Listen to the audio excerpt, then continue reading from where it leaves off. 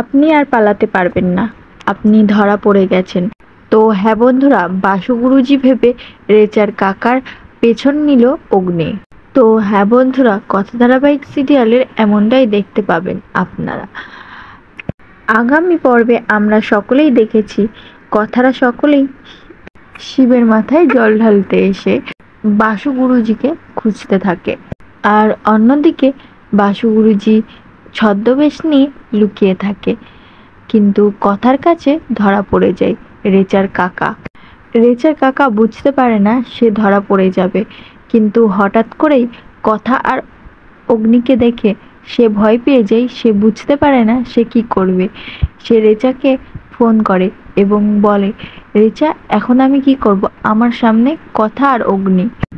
তো হ্যাঁ বন্ধুরা, রেচার কাকাকে বলে যে যেভাবেই হোক তুমি ওখান থেকে পালিয়ে যাও। রেচার কাকা ঠিক সেরকমই পালিয়ে যেতে যায়, আর পালাতে গিয়েই কথা অগ্নি দেখে ফেলে। অগ্নি তার পিছু নেয়।